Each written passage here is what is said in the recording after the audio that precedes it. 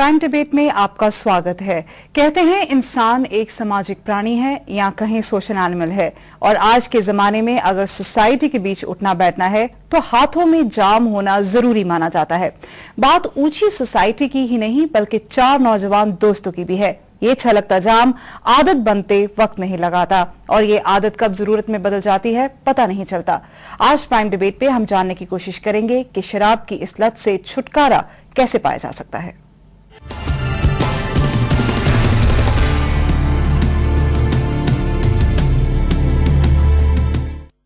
शराब से सिर्फ शराबी की ही जिंदगी बर्बाद नहीं होती, बल्कि ये उनको भी अपने साथ ले डूबती है जिनका इससे दूर दूर तक कोई वास्ता नहीं होता। फिक्र सिर्फ एक इंसान की ही नहीं है, फिक्र पूरे समाज की है।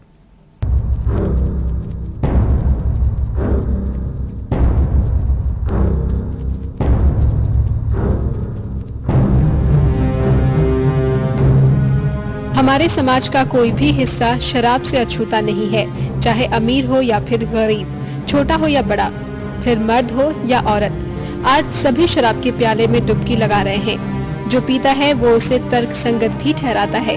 वो कभी दोस्ती के नाम पर जाम छलकाता है तो कभी पैमाने से गम गलत करता है। उसका ये तर्क शायद बेतुका ही लगता है, वो इसीलिए क्योंकि उसे सिर्फ पीने का बहाना चाहिए। लेकिन जिसे बहाने का नाम दिया जाता है, कहीं वो सिर्फ आदत पर पर्दा डालने की कोशिश तो नहीं। देखा गया है कि जिसे शराब की लत लग चुकी हो, उसके लिए इससे छुटकारा पाना आसान नहीं होता, और धीरे धीरे उसकी ये लत उसकी ही जिंदगी नहीं, उसके परिवार को भी बर्बाद कर देती है, और फिर ये धीरे धीरे समाज को भी अपने चंगुल में ले लेती है। ये सुनी सुनाई बातें नहीं है, देखे परखे किस्से हैं। जिंदगी आपकी है, फैसला भी आपको ही लेना है।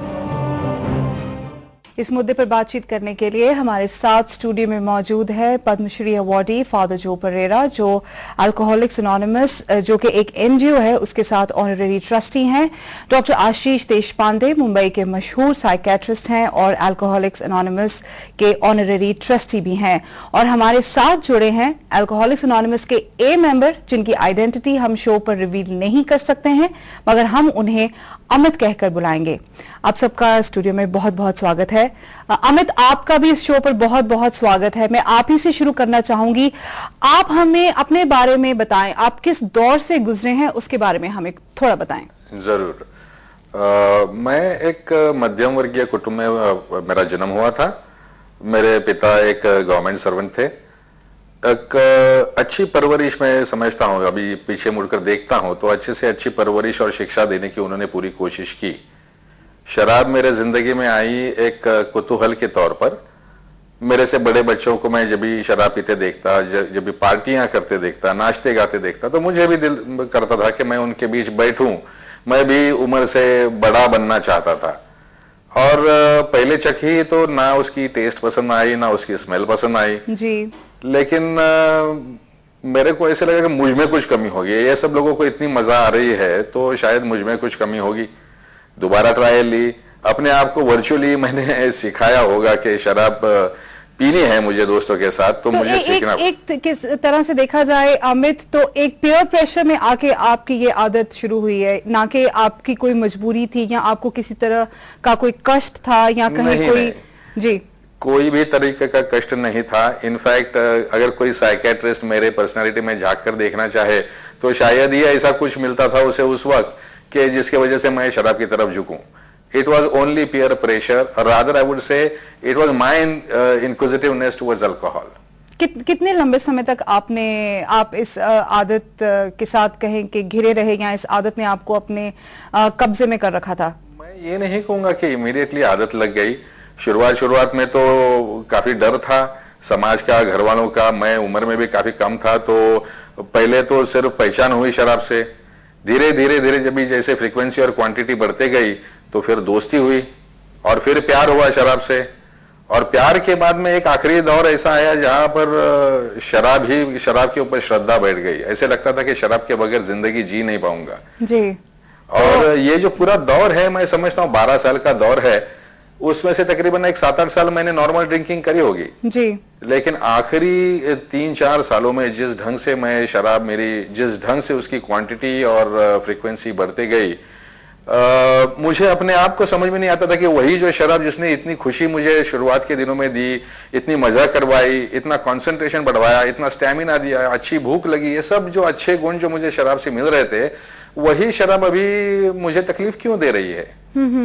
तो मैं समझता था कि शायद मेरे आसपास का समाज गलत है, लोग मेरा फायदा उठा रहे हैं। मैं सोचता था लोग मेरे बारे में उल्टी सील्टी बातें करते हैं, मेरे दोस्त मेरे दोस्ती का समझ नहीं पाते हैं, घर वाले समझ नहीं पाते हैं। मैं कभी ये नहीं समझा कि शायद शराब मुझे तकलीफ देती होगी। मैं ये सोचता था कि मैं माल एडजस्टेड हूँ समाज से और इस वजह से मैं पीता हूँ। कोई ऐसी घटना जुड़ी हो जिसने आपको प्रेरित किया हो कि आपने इस लत से छुटकारा पाना है? ऐसी कई सारी घटनाएं हुई। मुझे याद है एक दफा मैं अपने दोस्तों के साथ में ऐसे ही लेट नाइट हमारी पार्टी चल रही थी और किसी के दिमाग में ख्याल आया कि चलो हम ड्राइव पे चलते हैं।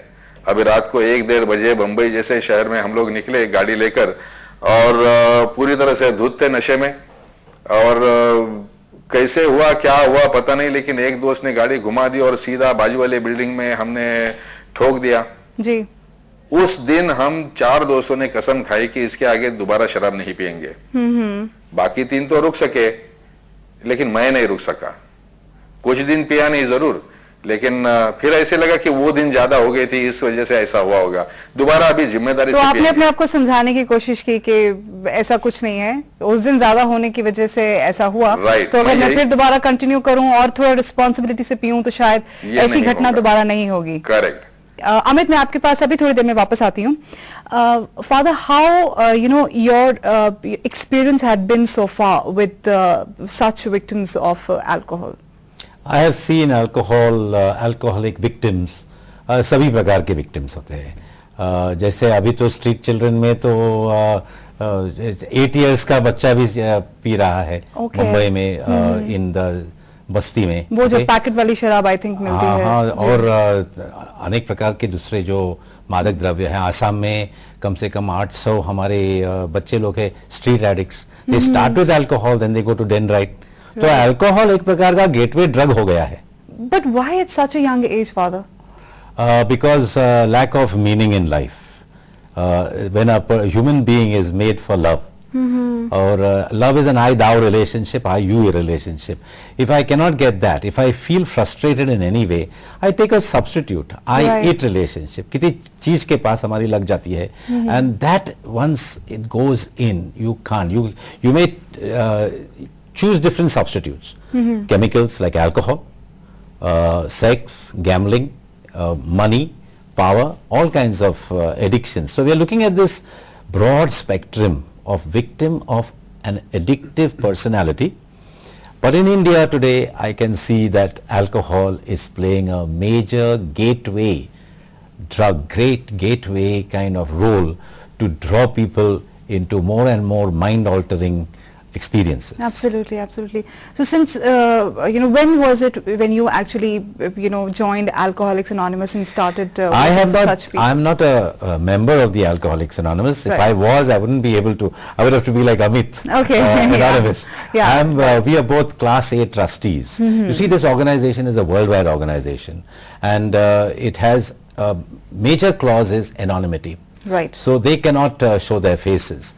We become the faces of Alcoholics Anonymous, and we spread the message in a very bold way, because we are non-alcoholics, but we are committed to the care of a suffering alcoholic. कहा जाए तो आप लोग इन लोगों के लिए या इन लोगों को लेकर एक चलता फिरता इंसाइक्लोपीडिया है, जो दूसरे लोगों को के साथ इन लोगों का एक्सपीरियंस शेयर करके उनको इस लत लगने से बचाने की कोशिश करते हैं, या अगर लग गई है तो उसमें से निकालने की कोशिश करते हैं। हाँ, बल्कि मेथोडोलॉजी हमेशा अलग होता है। The methodology is only an alcoholic can help an alcoholic. और Alcoholics Anonymous में यही सबसे बड़ा सिद्धांत है। They work in, No, when one person shares his weakness or sickness with another person, the human being gets empowered. This is a strange psycho-spiritual principle, which medical model could not do,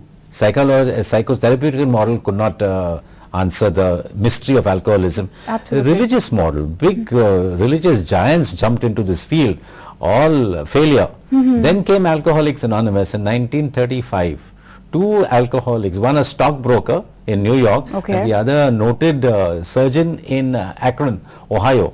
Both come together, they share their tales of woe, and bang, a principle is born. That when one alcoholic shares his tale of woe with another alcoholic, the bottle gets neglected. I think this kind of formula is adopted in many foreign countries where they sit in groups and they discuss their experiences. It's a worldwide And- organization in 185 countries. So it's a very beautifully structured self-help group. Right. 12-step program. You have to be very clear about the spirituality of the whole thing, not religion, spirituality. The first thing is the basic principle is of honesty. You cannot be on a denial syndrome. If anybody is on a denial syndrome, he is going to go into the characteristic of this disease, Right, and which is relapse proneness. Okay. Let me come to you, Dr. Deshpande. क्या ऐसा जो ऐसे लोग होते हैं वो पूरी तरह से रिहैबिलिटेट हो पाते हैं? जरूर, मैंने कई लोग ऐसे देखे हैं कि जो आज के दिन शराब से दूर है। कोई 35 साल शराब से दूर मैंने मरीज देखा है। और अल्कोहलिक्स एनोनिमस के आज अपने देश में 30,000 लोग ऐसे हैं कि जो शराब से दूर है। और जैसे फादर कह रहे थे 185 देशों में एक फिनोमिनन है और उसमें 30 लाख लोग आज शराब से दूर है। गए साल इंटरनेशनल कन्वेंशन था सैन एंटोनियो में, वहां मैं गया था। मैंने एक स्टेडियम में, बेसबॉल स्टेडियम में 65,000 अल्कोहलिक्स एनोनिमस के मेंबर्स को एक साथ देखा है। ओके। तो इसके मेंबर्स है, ये आसान सा तरीका है, सिर्फ एक मन में डिजायर होनी चाहिए कि मुझे शराब छोड़नी कन्विंस है, होने चाहिए। ओके, आपने शराब इस चीज छोड़नी को है। छोड़ना है। और जो 12 पहियों का जो प्रोग्राम फादर बोल रहे थे वो समझ के करना चाहिए। वो अगर मैं समझता हूं और करता हूं तो धीरे धीरे मेरे जीवन की शैली, मेरी जीवन की राह जो इस तरह से मुड़ लेगी तो मुझे शराब को दूर रखने के लिए कोई कोशिश ही नहीं करनी पड़ती। आपका जो प्रोफेशन है, आप साइकेट्रिस्ट हैं, तो शायद आप के प्रोफेशन की वजह से आपने इस चीज को ज्यादा जल्दी समझा होगा। अब किस तरह के मेडिकल उपाय अपनाते हैं? कोई मेडिकल उपाय भी अपनाते हैं लोगों को? देखो, शराब जो है ना वो 3 तरीकों से अपनी जिंदगी को नुकसान पहुंचाती है। एक, अपने शरीर को नुकसान पहुंचाती है। गैस्ट्राइटिस हो सकता है, इंटेस्टाइनल प्रॉब्लम्स हो सकते हैं, लिवर के प्रॉब्लम्स हो सकते हैं, गॉल ब्लैडर के प्रॉब्लम हो सकते हैं, ब्लड प्रेशर है, हार्ट अटैक्स है, ये सब बीमारियां जो है, डायबिटीज एग्रेवेट हो सकता है, न्यूरोपैथी हो सकती है। अपने बाल से लेकर नाखून तक हर एक पुर्जे में अल्कोहल की वजह से प्रॉब्लम हो सकता है। तो वो जो डैमेज, बायोलॉजिकल डैमेज है, उसके लिए इलाज होता है। वो हो गया मेडिकल प्रॉब्लम।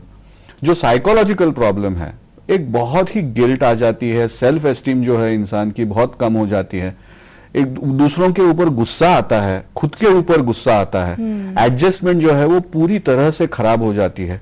एक दूसरे के साथ बात करना, एक नॉन अल्कोहलिक के साथ बात करना भी उनको बहुत डिफिकल्ट हो जाता है।